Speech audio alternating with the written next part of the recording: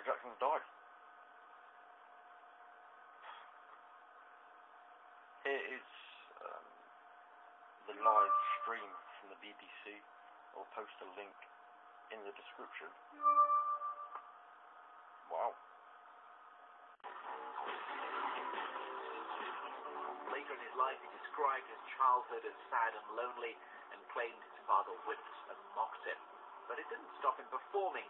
By the 80s, he'd gone solo and become the biggest star in the world.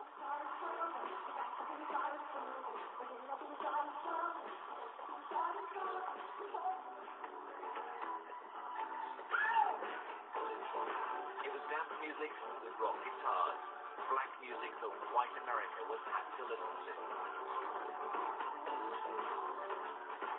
While he continued to sell millions, this was his peak both creatively and commercially. He even managed to outbid Paul McCartney when he bought the publishing rights to thousands of songs, including many by the Beatles.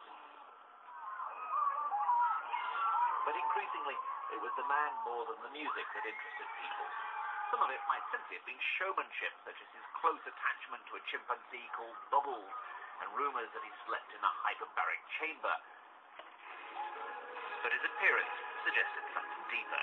His face changed shape and colour. Some of it he put down to a skin condition, and he admitted to 2 facial operations. Others suspect there were many more.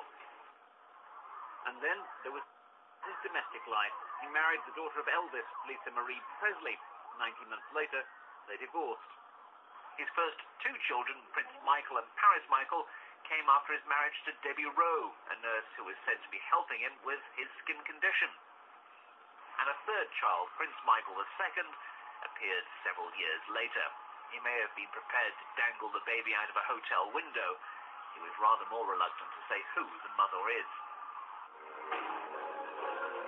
Of course, throughout all this, he did continue to release records, but critically and commercially, he'd passed his peak.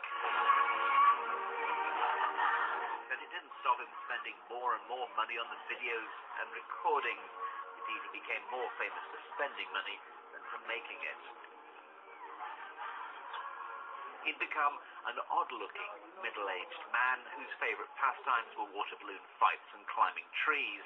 It was a world of celebrity friends, adoring fans, and endless legal battles. The child star without a childhood had become an adult rebelling against adulthood.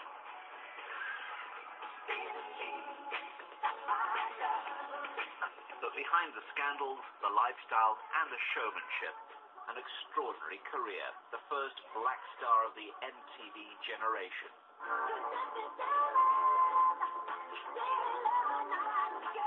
$250 million album, the most successful artist of the last 30 years.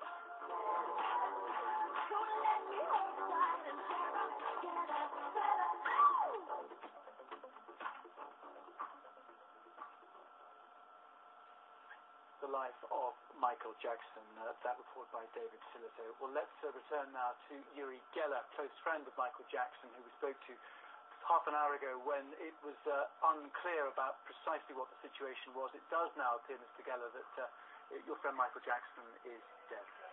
Yeah, I'm just devastated. I'm very, very sad, and I pray that his soul is up there now.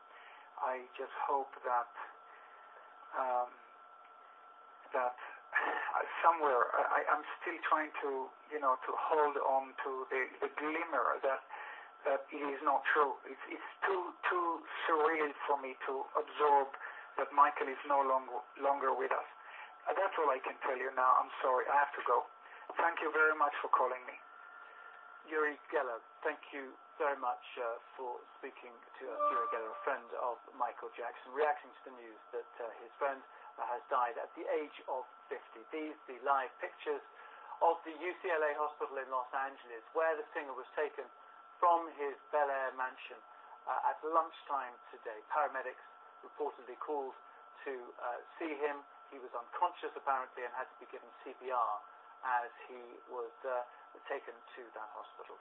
Joining us now in the studio is music journalist Jacqueline Springer. Jacqueline, it was only a few months ago that you were here in this very studio talking about these dates that were being planned for London. Yeah, at that time, again, it was all speculation. Is he really going to do it? And then we had no idea that it was going to stretch into this raft of proposed dates. But at the time, in here, there was, real concern with would he do it? Is he strong enough, at the age of 50? Because he looks frail, he talked openly about his vegetarianism. He's had additional health problems that's, impacted upon him. But it was been a very long time since he'd managed to complete a gig, wasn't it? Yeah, there were, some haphazard elements. There's been a couple of award performances that had been very condensed. It was nothing like the Motown 25 anniversary where he debuted the moonwalk that he so famously seems to have copyrighted and so on.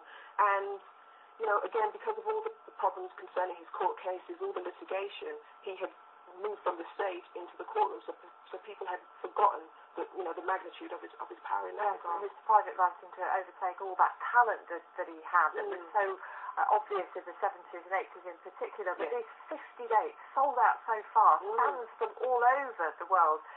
So keen to see. Yeah, many of them travelled here to camp out Wimbledon style outside the O2, ahead of to get physical copies of the actual tickets. And of course, at the end of last week, the promoters had actually held back a batch and released that final batch to build anticipation. But we also shouldn't forget that the dates were due to begin on the 8th of July, and they were delayed. They were pushed back until the 13th because AEG said that Michael wanted to put on a bigger show, so presumably there were more auditions, more just more robust, choreography rehearsals. Yes, that's what we heard from his various spokespeople in the United States, that he was determined to put on this amazing polished performance, and that they needed more time to build the perfect this. Yes, and he's a perfectionist. You can see that from his body of work. He pioneered the that is the music.